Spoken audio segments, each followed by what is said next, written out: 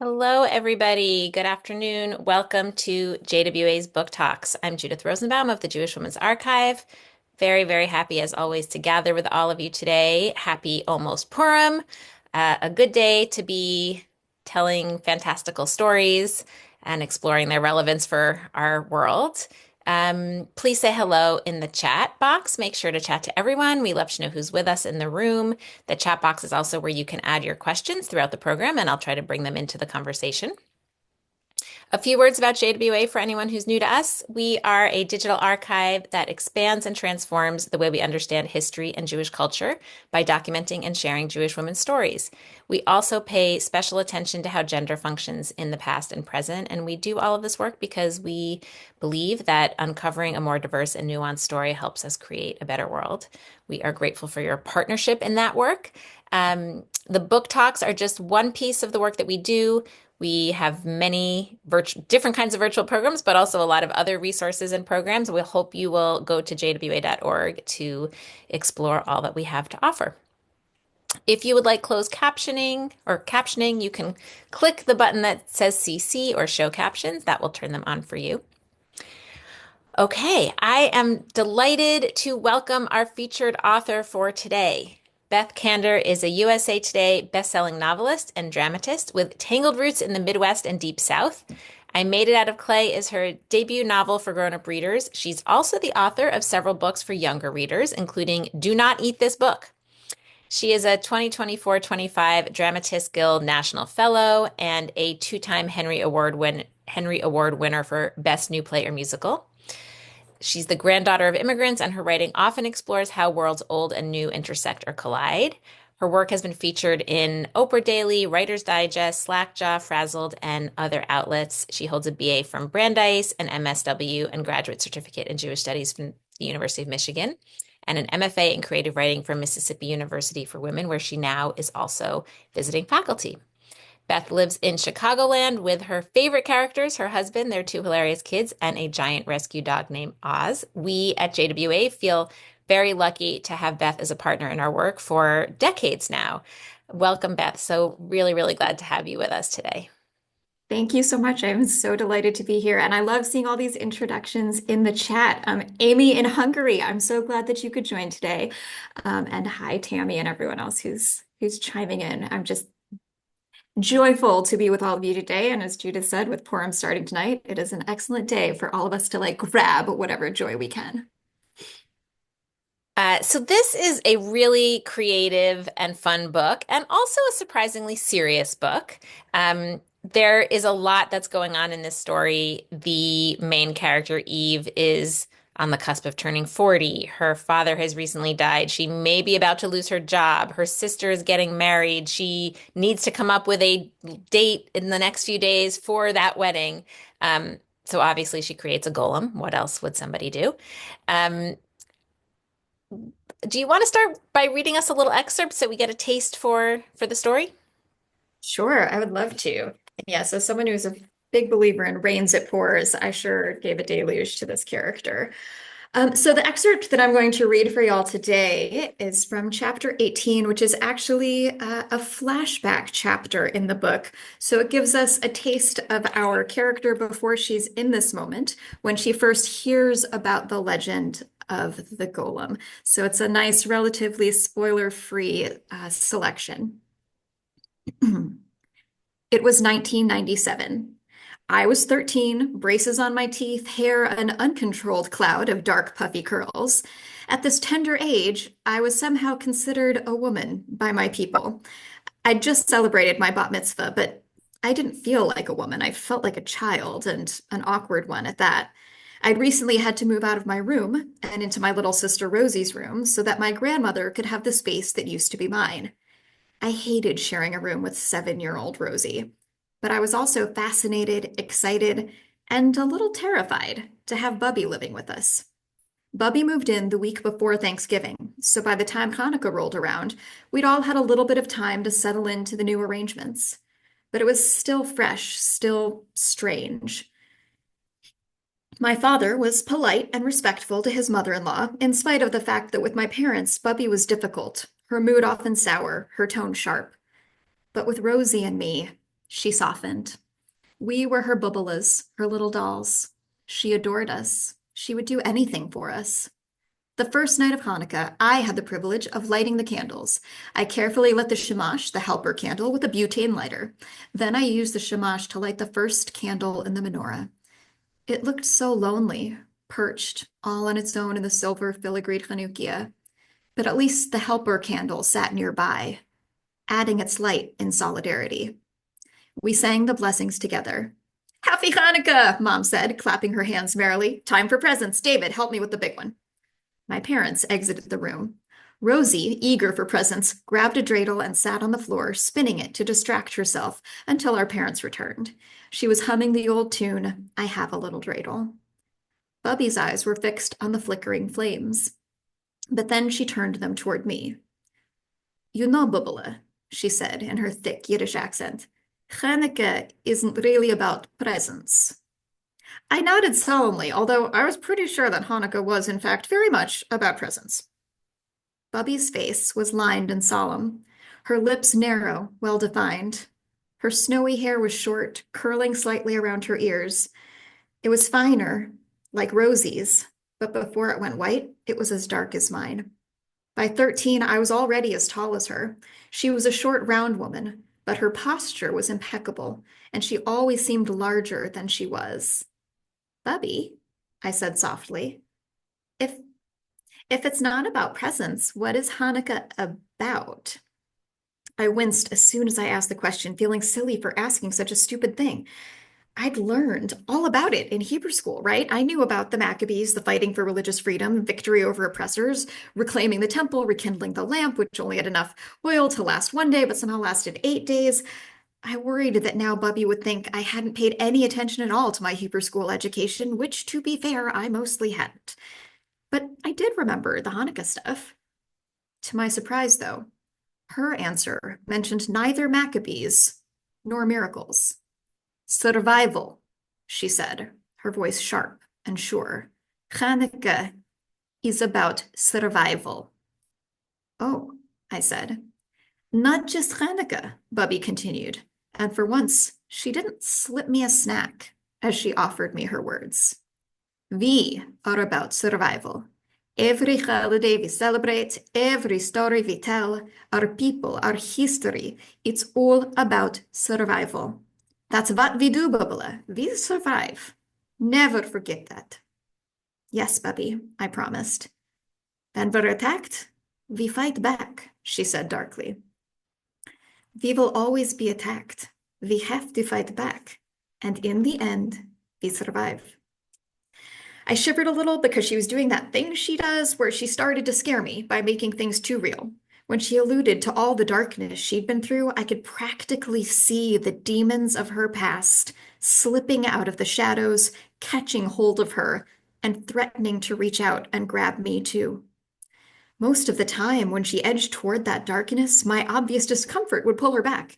She would see the fear in my eyes and hate that she put it there, so she would stop talking, or at the very least, she would change the subject or tell me to run along, to spare me, to let me bask in my innocence for as long as possible, but not that night.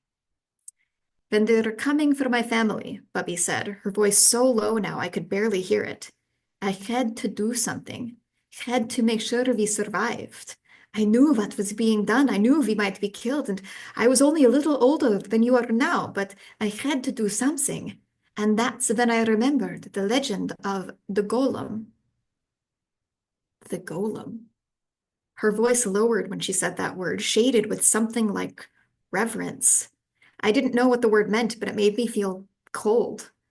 I blinked, shivering harder, wanting to hear whatever story Bubby was about to tell, but also dreading it. The Hanukkah candles were dancing lower now, and my mother had turned out the overhead lights before we lit them. Shadows stretched long across the room. What was a golem? I couldn't form the words, but I didn't need to. All I had to do was listen as my grandmother kept talking. A man, she whispered, but not a man. More than a man and less than one. A creature made from earth, from dust, from clay, from desperation. He has a word on his head, Aleph Mem Tav. She lifted a finger in the air, adorned with the emerald ring she always wore, glinting darkly in the flickering candlelight. She traced the outline of each letter, finger trembling slightly. Aleph, Mem, Tav. Emet, she said. It means truth. And as long as truth is on his brow, the golem will keep his people safe. And when he's not needed, we simply erase the Aleph. She drew her palm through the air as if wiping something away, and my tongue went dry. Then you erase the Aleph. That leaves Mem and Tav, which spells death. But taking him from truth to death, it doesn't kill our golem. It just lets him rest, tells him to be patient, to wait, until we need him again. You made I ask, my voice barely a whisper. I would have, she said. I should have. But before I could, they came for us. They came for us. I felt her words in my bones. Bubby, I said, shuddering and wanting comfort, hoping she could make this thick knot of terror in my stomach dissolve by winking and telling me she was just joking. That's just a story, though, right? It's not real. It's just a story. Just a story, she repeated, shaking her head. She was looking past me, the flickering lights of the candles snapping fire in her dark eyes. As if stories are not the most powerful things we have. Presents! My parents burst into the room, turning on the overhead light, flooding the room with too much brightness and cheer all at once. Rosie squealed with delight, but I just sat frozen, staring at my grandmother, whose eyes were on the steadily declining candles. We survive, she whispered once more. Or maybe I just imagined it. Thank you so much, Beth. Um, so let's start at the beginning. How did you come to write this book? Where did this idea begin for you? What was the seed? So this book has a pretty wild genesis, which is that I was working on a completely different story, a YA ghost story, and I needed to get a draft to my agent by the end of the year. This was in, early December 2022. And a friend texted me and said, "Hey, there's this competition that Hey Alma, the Jewish pop culture site, is running. Um, Sort of calling out Hallmark for not having a lot of Hanukkah movies that year. So it's pitch your best Hanukkah movie. You should enter this competition." And I was like, "Oh, sounds fun." So I looked it up, and the deadline was the next day. So, of course, I did what anyone would do, which was shove aside my actual deadline project and spend the next several hours coming up with fun, wacky ideas for Hanukkah rom-coms. And I landed on I Made It Out of Clay, which is definitely not a traditional rom-com, nor is the book, and I know we will talk about that as well. But the pitch was essentially Broad City meets Shaun of the Dead in this Hanukkah story of heartbreak and a golem, something along those lines. And so, yes, long story short, it wound up winning the Hey Alma competition, and the big prize was a really cool poster design, which a designer named Avital Dayanim did, and it was gorgeous. It featured Paul Rudd, and a lot of people thought that it was like from an actual movie. Like the image itself went a little viral. And I started getting inquiries about the screenplay and when is this film coming out? And literally, I had written a paragraph. Um, but I too liked the idea. And there was something really inspiring about how many people were responding, right, to this idea. Because when you're coming up with a story, you kind of never know, like, is anyone else going to like this, or is this just me talking to myself? So I called up my agent and I was like, "Hey, this happened." And she was immediately like, "You think you can write that book?" And I told her that I could. She said, "Well, try to do it fast. I think that we want to try to build this momentum." So it is the fastest I've ever drafted a novel in my life. It was definitely a hot mess of a draft, but I drafted the novel before year's end when I was supposed to, be turning in this other Wow. story. So in about 3 weeks, I just cranked out. And as soon as I got into it, I knew there was something there. And I do think it was drawing a lot, again, from knowing that there might be a path forward, which so often you don't know. In publishing and in any creative field, right? Am I ever going to get a gallery show? Is this play ever going to get produced. So knowing that there might be a sort of clearer path. And then we cleaned up the first 50 pages, and my agent took it out on submission in February of 23, and it sold at auction in March of 23. And then I did a lot of rewriting and revising, and very grateful for the editorial process. But yeah, it really came from the what if of like, what would be a Hanukkah movie that I would want to watch? And then it became a whole lot more than that. And did you ever think of writing it as a screenplay, or do you think you might still be tempted to write it as a screenplay? Yeah, I hope that I or someone will, manifesting, put that out there. But yes, I will say that it was one of my first questions to my agent was, we're getting interest in it as a screenplay. And part of why she said, do you think you can write it as a novel? Is she did a quick check-in with a film agent that she works with who said, look, if this is coming from an author who can write books, it's always better to write the book first Hmm. because then the author in perpetuity owns the characters, the concept, everything. And I'll always get to have a say in it. Whereas if you go straight to screenplay, and especially if you sell just on spec as a concept, you can quickly be taken out of the process entirely. So yeah, I do think it's very cinematic. I would love to see it as a film or show. I have the full cast list in my head. Um, so yes, definitely I will let you know if and when there is an update on that front. But yeah, I think it could very much live in that world. And not everything that I write necessarily could, but th this could. How did you think about how to engage with the genre of the rom-com and sort of what you wanted to keep, what you wanted to play with, what you wanted to kind of change or add to? Yeah, I learned a lot about not only rom-coms, like I was already familiar with rom-coms, but rom-com readers as I started getting into this process. And first of all, they're among the most loyal and awesome readers out there. And there's also a lot of tropes in rom-com, and there's an expectation that you have at least one of those tropes in your book, right? Of like grumpy meets sunshine or enemies to lovers or like one of those arcs. And a clear and unequivocal happily ever after.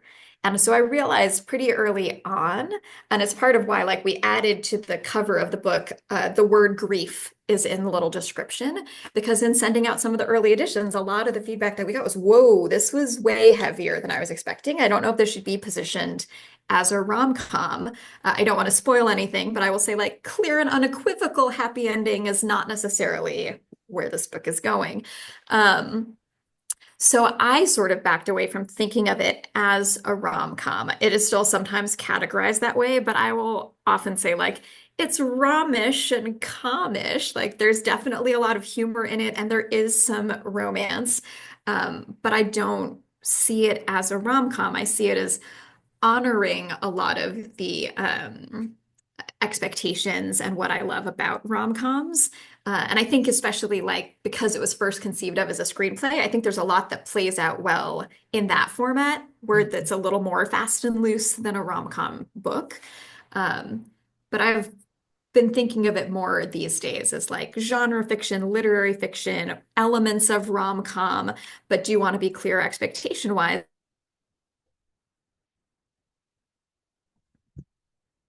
Oop, you froze for a second there.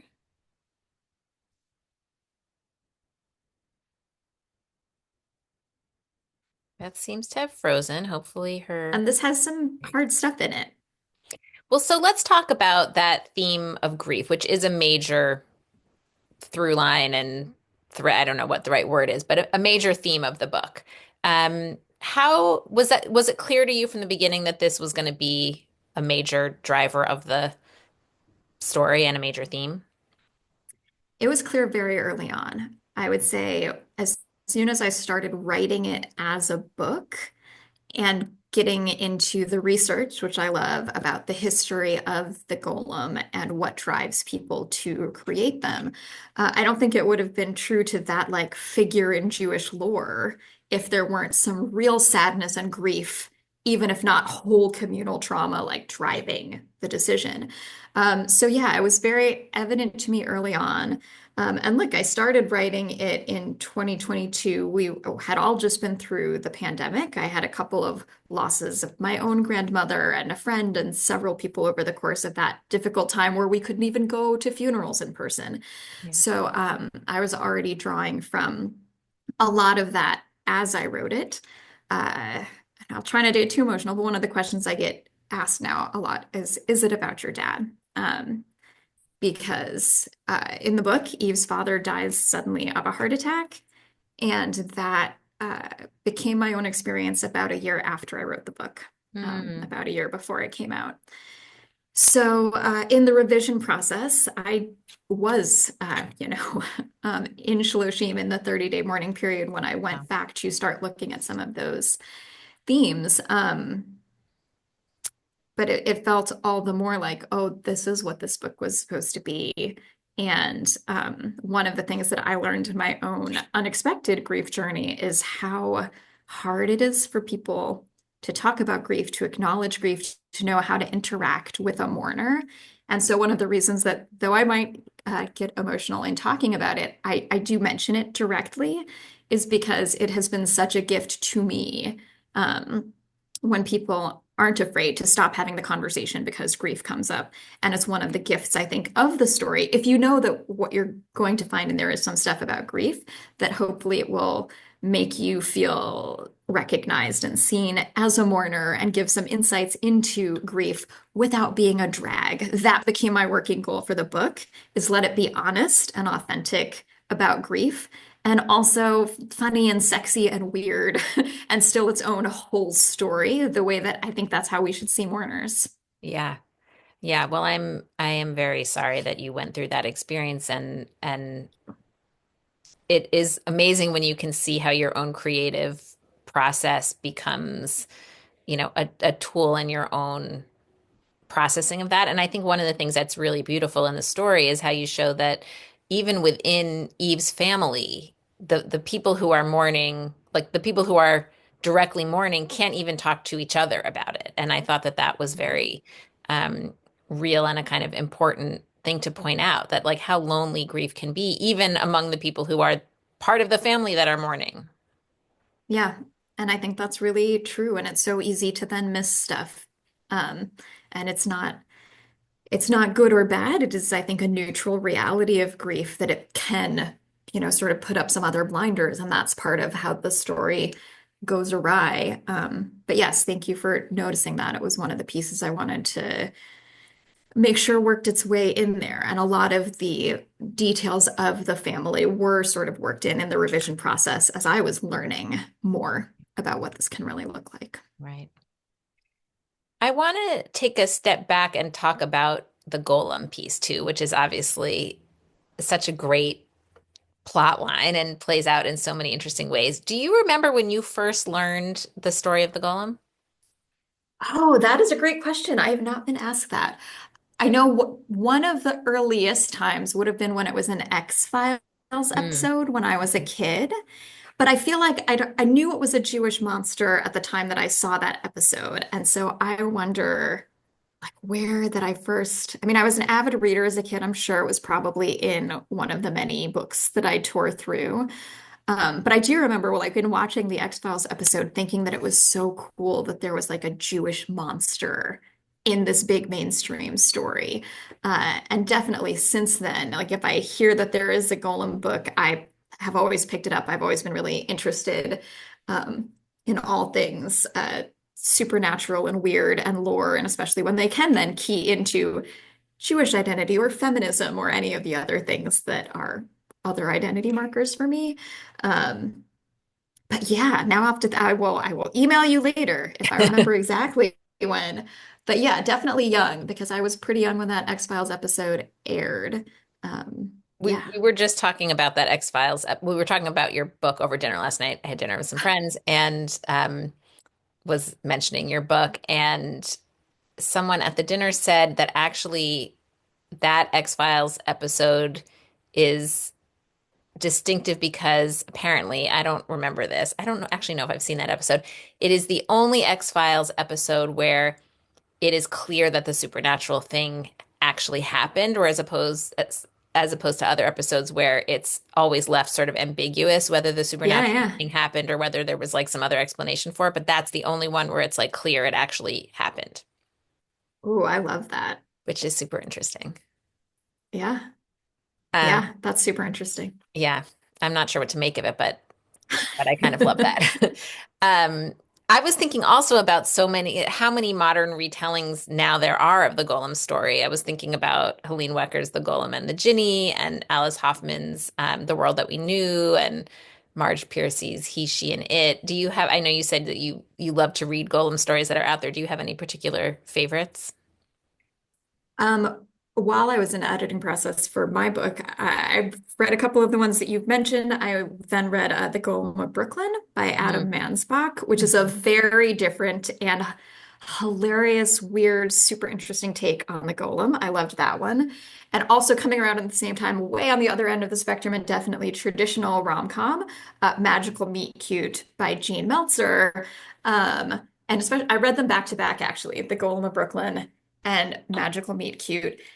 And part of how that was inspiring to my process is because you could not have two more different books thematically, writing style, tone, outcome, but they were both very rooted in, as I was also researching, like actual golem lore and Mm, like what the trajectory of a golem tends to be and what points in history they have popped up and why.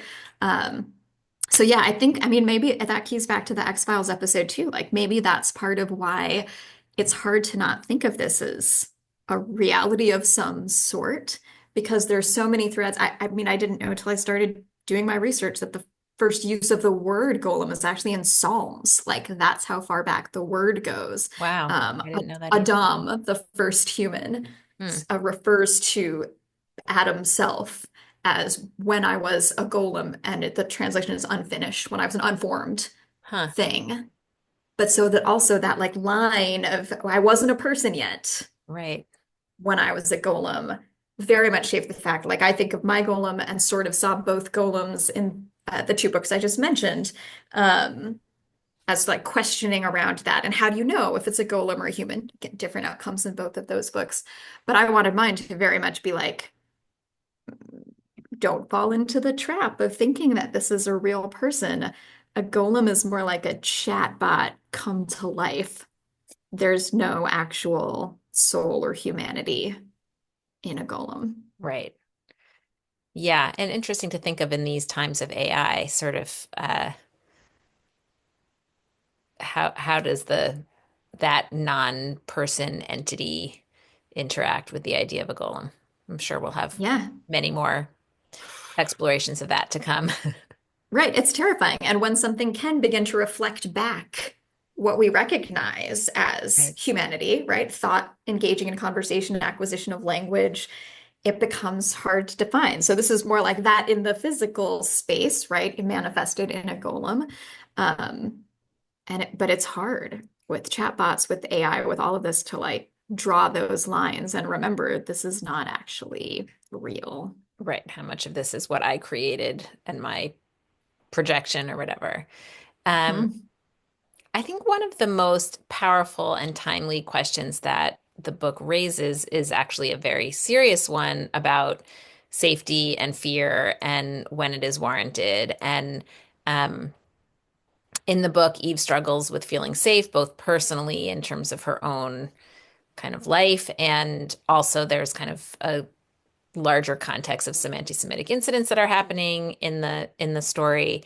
And obviously, including Bubby's character raises this question about sort of intergenerational trauma and really this question of like, how do we discern when we are actually in danger and in need of protection and who provides protection and when does protection serve us and when does it, not serve us? Tell us a little bit about how you approach that theme and why. Yeah, thank you. That's a big question, an important question.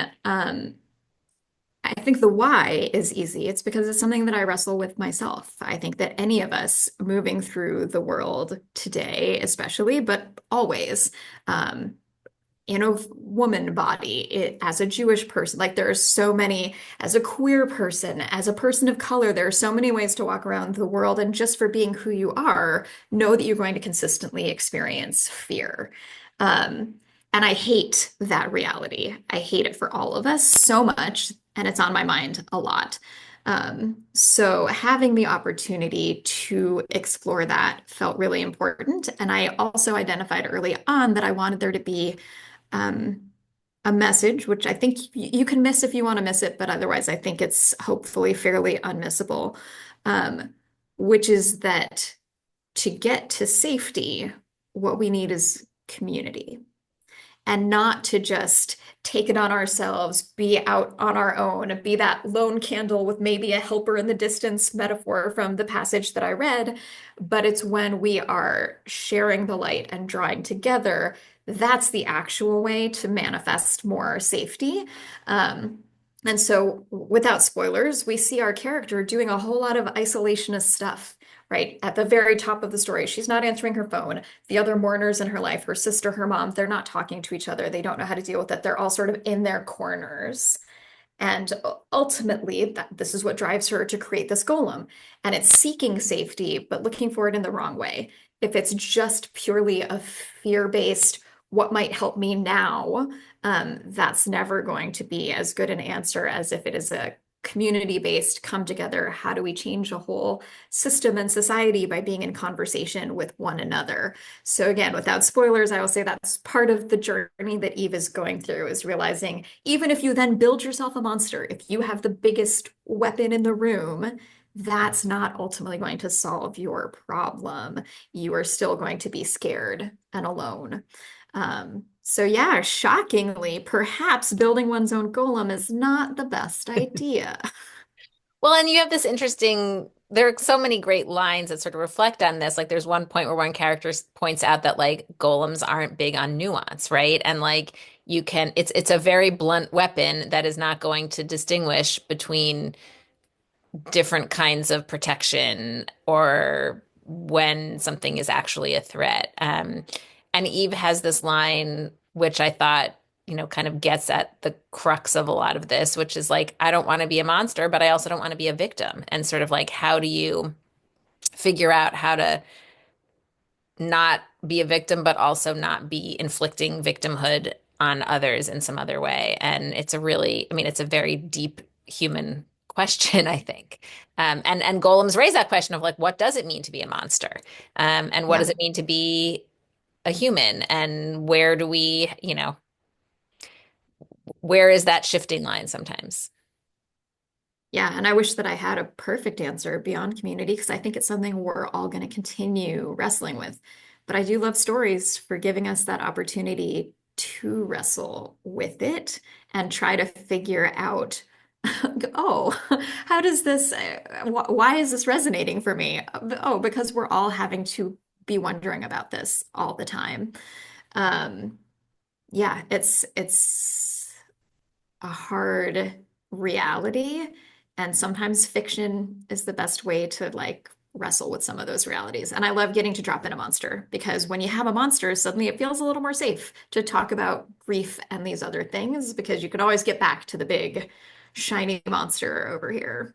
Right.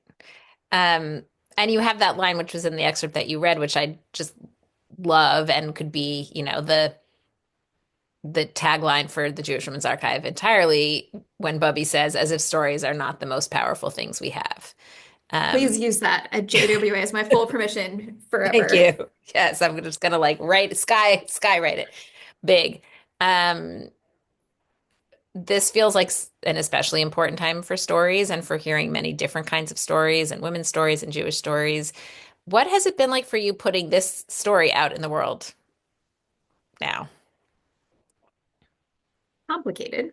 I mean, I'm not going to lie. I think the last few years, and certainly still this year, has been a really complicated time to bring any stories in the world, but certainly to bring Jewish stories in the world. And now I would say in the United States in this time to bring forward stories about women's autonomy and coming together and making these empowered choices, which, again, not wanting to make fear-based decisions kind of makes me double down. I will say that like the stories that I'm working on now lean even more into anger and feminism and the importance of community, and finding ways to be productive when you're feeling trapped. Again, with then raised stakes. But it's a tricky time. You know, you sort of don't know the reception or the questions that you're going to get depending on the spaces or the assumptions that people may make before even having read the book. So layer all of that in on top of already like publishing is hard and weird and stressful, and figuring out how to get a story out there it gets already challenging. So then when you're also facing sort of new or renewed concerns about your own identity and what kind of story this is and who's going to even want to hear this story. One of the things that I'm trying to build up my own confidence and habit in saying is this book is not just for Jewish people. I hope that everyone reads it and get something out of it, not, pedagogically, but emotionally, humanitarian wise. I think that we need more of these kinds of stories that are accessible, that don't assume knowledge, but do share really culturally specific themes and ideas and moments like the mourning process, which I love when I'm reading books that are not my own culture. I don't want everything explained to death, and I try to not do too much explanation of any of the specifically Jewish stuff in the book, but that give me that window into a culture. So I'm trying to remind myself, and I hope that it's true, that in some ways it's more important now than ever to be sharing stories and not backing away from the fact that it's a Jewish author. There are Jewish themes. This is going to have some cultural references, and it's for you. Like, whoever you are, this story is very much for you. Yeah, I think you succeeded beautifully in doing that. And one of the ways, one of the, maybe sort of, um, I mean, I don't want to say superficial ways, but one of the kind of easy entry points is like, it's a Christmas season Yeah. story, right? And I mean, it's a Hanukkah story, but it's also like it's fitting into that trope of like the Christmas. I mean, as you said in the beginning, like you were proposing a Hanukkah movie possibility, but Right. that To fits be in in. all those. Yeah. Right, because that's a thing to have these like holiday season movies, and of course the Hanukkah ones are often like riffing on just like what the Christmas trope is, right? So I thought you threaded that needle really just elegantly and with a lot of fun, and you make, Eva character who like loves Christmas, and that's something she and her father share, and like it was just a beautiful way to like have this be something that is a very familiar setting for someone who might be coming from a different tradition, but would be, then very seamlessly enter into the Jewish aspects of the story.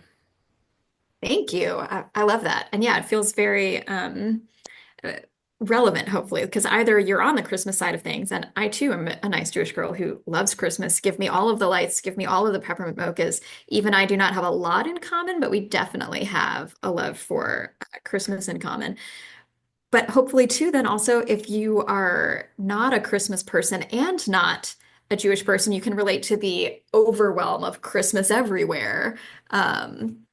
But yeah, thank you. It was a lot of fun to get to write that. And the Chicago setting, I will say as well, having a deep familiarity with what the holidays look like here. It was fun because that part felt like a little filled in for me that I could make specific references that bring that sparkle of the season to life. Yeah. And it does make it very cinematic as well. So, you know, exactly. Your golem's name is Paul Mudd, and I'm curious whether this is a very random throwaway question, but I'm curious whether Paul Rudd has gotten wind of this project and responded in any way.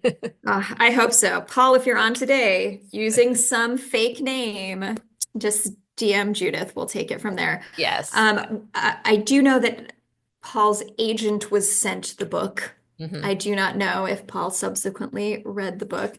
But yeah, since Paul Rudd was the actor that was in the movie poster, My hope is that maybe between the movie posters and the book at some point, it gets on Mr. Rudd's radar.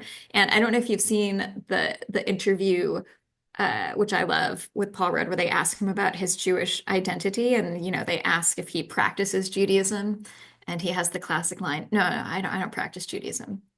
I've perfected it."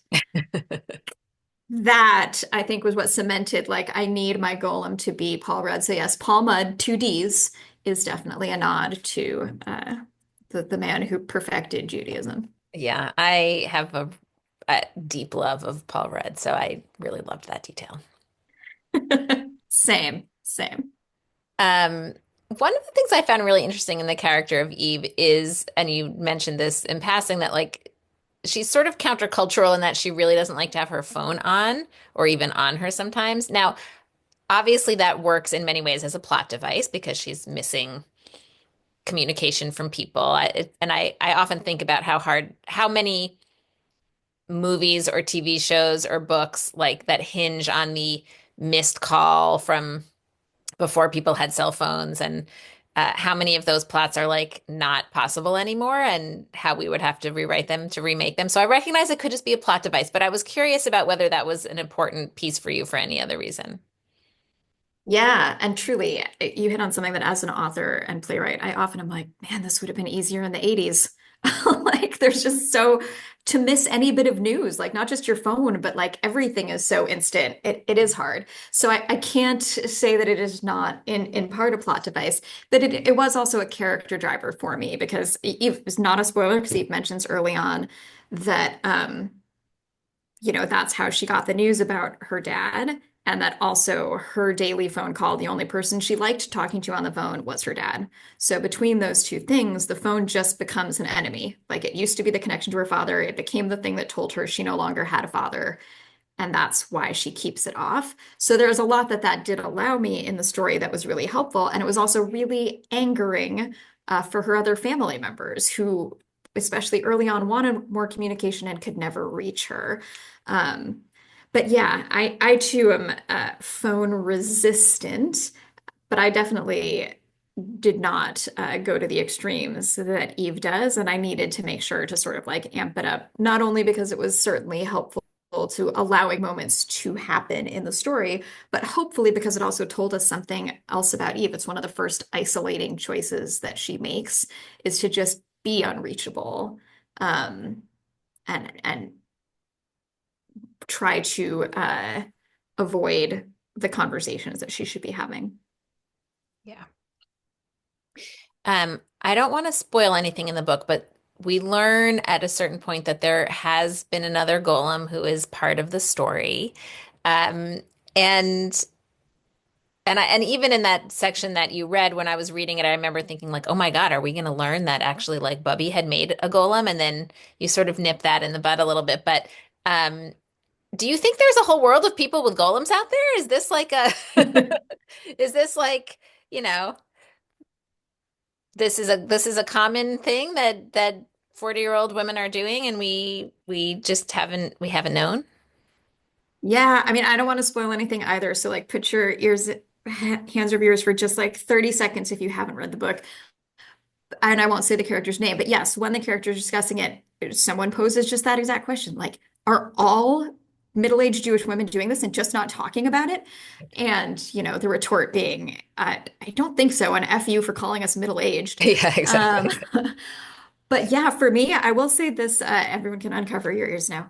Uh, Writing the story dovetailed, and I should have known this word much earlier, and I've not said this in any other conversations about the book, but JWA feels like the right fit. I was fully 40 years old before I heard the term perimenopause, of like the decade before menses will stop. And in some way, it's a little bit of metaphor around that.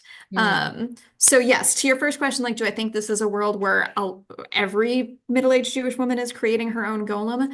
Maybe not every, but maybe not. You're not the only is a big part of what that moment is, Yeah. hopefully revealing. Like you think that you are out here on a limb and it's only you feeling this, only you going through this, so you have to build a monster to save you. And that's never going to be true. Right. Like you are not the only, and instead of letting that be something else bad, it circles us back to community. So it's something that I've been like bringing up with other women of my approximate age when we hang out, like perimenopause, dude, like what is that about? And it feels almost like having that conversation because it's another monster we're not supposed to talk about, right? Like our bodies and aging and all of these things. It was an interesting conversation I had with someone else recently about like, was there any pushback about your character being turning 40 instead of Mm, turning 30? interesting. Um, And was and there? there was, yeah, and Huh. I was really committed to, no, I want, this is the story. Yeah, the story would be totally different if she were a different age. Like the stakes would be very different. Yeah, for sure. Yeah. And I mean, and I think that that question, right, of everyone feeling like a freak in their own way, and what does that mean? Feeling lonely, feeling freakish, feeling like there's things that are secrets that you can't talk about is relatable on so many levels and such an important piece of, as you're saying, like how do we get ourselves out of a sense of isolation and self-blame and create community. And also, I think, thinking about it with the feminist lens, it's also how we make change, right? Because it's not only about community, like when we think about consciousness raising, which is basically a tool that is a tool for social change that is based on that idea of recognizing that shared experiences suggest that there are systemic factors at work, that it's not like personal problems, Amen. right? And so part of what happens when you're able to actually talk about things and not have them be shameful secrets or things that you're hiding is you can recognize like what in the world structures things to be this way. And then you can think about, okay, so how do we together resist that and make change? So it's very powerful, not only on a personal level, but also on this larger systemic kind of level. I'll just say, you know, amen again. And yeah, and thank you. That's why I was one of the many reasons why I was so delighted to get to be asked to do a book talk with you and with JWA is because there is so much, and clearly, since for at least 18 years, this organization has been on my radar and part of my life. I think there is no small amount of influence reflected in the sort of materials and stories that JWA is telling. And that importance of creating community, applying the feminist lens and the wider lens, so that we're looking at stories in a new way. I mean, it's pretty recent that there have been any golem stories where the golem was female, like in Golem and the Ginny that you mentioned, or the writer was, or the creator was. That's still pretty fresh. Um, and yeah, I think it lets us then look at this old story in a totally new way that maybe also gives us that chance to see the communal perspective, the systems, the how did we get here questions. Right. And apply it in new ways. Because when new people are creating the golem, we have all of the themes of what the golem was to play with, but then there's also new questions to play with. Like probably the golem in menopause or perimenopause have never been discussed before. And that's a very This might be a exciting new first. We had the first. possibility. Exactly. Um, so I will say that at the end, as you said about, and as Bubby says in the story about golems, they don't die. They just kind of are put to rest for possibly another time. Do you think there is any chance for a sequel? Maybe. I mean, I would certainly be up for figuring it out. I will say, like, I wrote the story as a completionist, with a completionist goal. It's totally standalone. Um, but yeah, and I will say minor spoilers, but the 16th century story of Rabbi Judah Loew building the golem that is sort of the quintessential golem story. Legend has it that to this day, if you go to the synagogue in Prague, um, that there is a closet that is locked upstairs in the attic, and you can't go in there because that's where the golem is.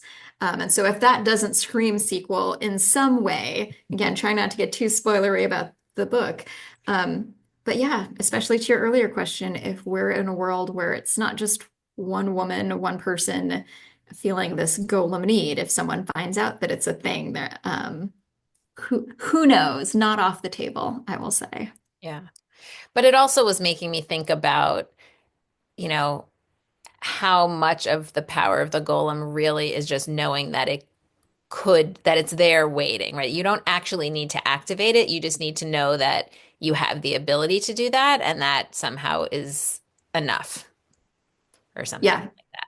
Yeah. I hate the comparison, but it's the one that I kept having in my head of like it's the nuclear option, right? Like just having that weapon tucked away is a bargaining chip, a reassurance, a something. But then it gets back to our humanity and choosing community over self-interest. You're never really going to do it, right? Like now that you know that you could, now that you've made it, you're just going to let it be, right? Right. It's a good analogy because it also gets at that piece of like golems have no nuance. There's no in between. It's on or off. It's destruction or nothing. There's no sort of gentle protection that is offered in that scenario. Um, we have a couple questions in the chat. Amy wants to know why you chose the name Eve and whether that was just a name you liked or whether you were working on the biblical symbolism. Yeah, I will say beyond even, thank you for the question, Amy. Beyond even the biblical symbolism, I wound up going with the name Eve when I learned that the first reference in Psalm was Adam, which if you want to really get into the weeds of like the first earthling, we hear the story now in English is often like the rib became Eve. But we know that if you really go back and look at the Hebrew, that it was like sort of a duality of more than one person earthling thing. And it was a separation, a whole side when the separation of Adam and Eve, and however you want to take that story, happened.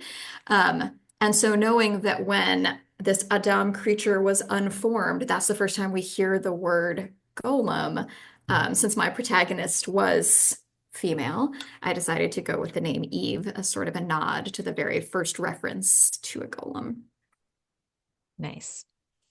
We have a question from S. Sherman about the contest that you entered, about which you said was for Hey Alma, not for Hallmark, but a riff on this question is how you feel about some of the other Hanukkah movies that have come out since then. I know there was one about not quite a golem, but a what's it called? Snowman this year, I Hot, think, and Hot a couple Frosty. Oh, others. Hot yes. Frosty, yeah, I exactly. got a lot of texts about Hot Frosty and people being like, "Ooh, did you write the Jewish Hot Frosty?" Like, well, no, I did have to go watch that film, and you know what? It knows what it is. It is enjoying itself. I'm not throwing any Hot Frosty shade, but this book is not that. And I will say, like, I am someone who loves all things Christmas. I have a more limited bandwidth for like the Christmas rom-coms. I know some people like watch one a day. I like need one or two a season, whatever the ones rise to the top. But yeah, I don't know if that answered the question. Did that answer the question? I saw Hot Frosty was not the question. Yeah, well, the question was whether you got any credit for the Hanukkah Hallmark 2023 movie about a golem, but I don't know what movie that is actually. Oh, no, there was one. It was called like Made for You or Made for Something, Mhm. that did come out like the following season. And no, I had no connection to that. I did see it and it's very, very different. But I do think that there was like a zeitgeisty thing happening where like in 21 and 22, there was one, Hanukkah movie among all of the Hallmark Christmas movies. And now there's like several a year, which I think is great. But in the end, I do say like I don't think not if but when this becomes a movie. I would actually be shocked if it winds up like on Hallmark because it's not that kind of It's more holiday serious. fare. Yeah. Yeah, I think it's more of a Netflix Hulu type situation. Yeah, that makes a lot of sense. Um, I know you do a lot of different kinds of writing. What are you working on now? Oh, I'm racing to finish. I'm actually working on two different novels. One of them is set in Mississippi and is the one that I was sort of mentioning earlier that leans kind of into rage, and it's about a investigative journalist who happens to be a Jewish woman and a Christian trad wife influencer that seem to be very at odds in this political sphere that then winds up leading to not quite murder, but some chemical attacks on prominent men. Wow. And without spoiling that one, part of the big idea is once these women stop being pitted against each other and start note comparing, it changes the trajectory of the story. So there's a lot that I'm figuring out and working on with that one. And I did used to live in Jackson for 12 years. So it's been fun to dig back into some of my Mississippi roots and places. Also working on another slightly lighter and more magical project. And then on the playwriting side, I recently finished my first comedy in a while, which I felt really nice to write about Elaine May and Mike Nichols, comedy Great. duo. And yeah, it's a big feminist take on that of like, why is it that after they split, Mike Nichols had this meteoric rise, and Elaine May, who's brilliant, struggled for years. So that was really fun to write. And yeah, I've been so focused on book stuff that I haven't been submitting around to a lot of play stuff this year. But I will say it's my favorite technique for avoiding writer's block is just always have multiple projects. I believe you can get stuck on a project and like not like have some knot there that you just can't untangle yet and go work on something else. And that will sometimes then free up your brain and you can come back to the other one. But I don't actually believe it's dangerous to think that there could just be like full stop writer's block for more than a couple days. Hmm. That sounds like a good way to get around it. Well, we look forward to being able to have you back to talk about some of those projects. But thank you so much, Beth, for this conversation and for this book, which I highly recommend, for reminding us that we need our communities, that we can be playful and also be grappling with the hardest things in life at the same time. Really important lessons for this moment because we're only going to get through it if we can find the joy and be in solidarity with each other and have the people around us who can get us out of our moments of grief and paralysis. And hopefully, we won't need to bring in supernatural figures to save us because we will save each other. Yes, yes. Thank you so much. This was a total delight. And I'm also glad that though we sent out no memo, we wound up matching. We were so in sync for this whole Yeah. conversation, Judith. Truly, so joyful. And I'm so grateful. Thank you very much. Thank you. And for everyone who's with us, thank you for being with us today. There is, as I always say, always more to discover at JWA. In our encyclopedia, you can learn more about 21st century Jewish literature by women in the US and also about Jewish women in popular fiction in the US. You can read our interview with Alice Hoffman about her golem book, The World That We Knew, which has a female golem. Maybe Sarah can drop a link to Elaine, our encyclopedia article about Elaine May uh, into the chat as well, since you mentioned that, and that's something you're working on. Tonight is Purim, and we just launched the spring season of our podcast with an episode about the gender dynamics in the Purim story with Miriam Anzovin, who folks may know from her DAF Reactions social media stardom. She's awesome. Please join us next week, same time, same place, for a conversation with Ayelet Sabari about her book, Songs for the Brokenhearted. And until next time, wishing everyone a good week. Take care and have a happy Purim, everybody. And thank you again, Beth.